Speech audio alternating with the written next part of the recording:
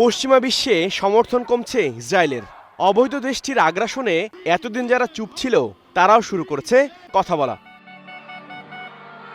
ইসরায়েলের অন্যতম বন্ধুরাষ্ট্র ব্রিটেনের এক ঘোষণায় পিলে চমকে যাচ্ছে জায়নবাদীদের।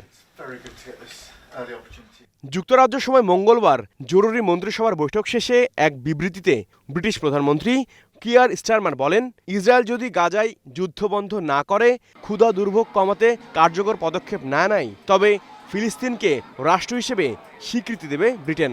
আগামী সেপ্টেম্বরে জাতিসংঘ সাধারণ পরিষদের অধিবেশনে এমন স্বীকৃতি দেওয়ার হুঁশিয়ারি দেন তিনি। এই ঘোষণার পর ইসরায়েলের প্রধানমন্ত্রী বেনিয়ামিন নেতানিয়াহু কড়া সমালোচনা করেন স্টারমারের। বলেন, ব্রিটেন যদি ফিলিস্তিনকে স্বীকৃতি দেয় তবে এটি হবে হামাসের সন্ত্রাসবাদকে পুরস্কৃত করা। ভবিষ্যতে এটি ব্রিটেনের জন্য হুমকি হতে পারে।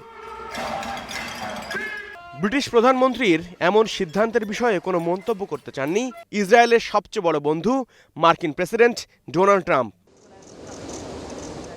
এদিকে ফিলিস্তিনি প্রেসিডেন্ট মাহমুদ আব্বাস ব্রিটেনের এই অবস্থানকে সাহসী সিদ্ধান্ত বলে উল্লেখ করেছেন। কয়েকদিন আগে ফিলিস্তিনকে রাষ্ট্র হিসেবে স্বীকৃতি দেওয়ার ঘোষণা দেয় ফ্রান্স, যার প্রভাব পড়ছে পশ্চিমা বিশ্বের দেশগুলোতে। আন্তর্জাতিক সংবাদ সংস্থা এএফপির মতে, ফিলিস্তিনকে এ পর্যন্ত স্বীকৃতি দিয়েছে জাতিসংঘের ১৪২টি দেশ। গেল মে মাসে স্বীকৃতি দেওয়ার প্রক্রিয়া শুরুর কথা জানিয়েছে ইউরোপীয় ইউনিয়নভুক্ত দেশ নরওয়ে, স্পেন ও আয়ারল্যান্ড। তবে যুক্তরাষ্ট্র ও জার্মানির মতো প্রভাবশালী দেশ এখনও এর ধারের কাছ দিয়েও ঘেঁষছে না।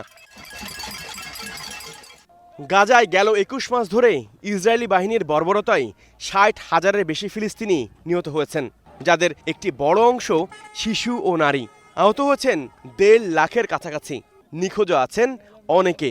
২১ শতকের ভয়াবহতম এই বর্বরতা বন্ধে বিশ্বজুড়ে বিক্ষোভ করছেন অনেকে। এইচআরওভি, স্টার নিউজ।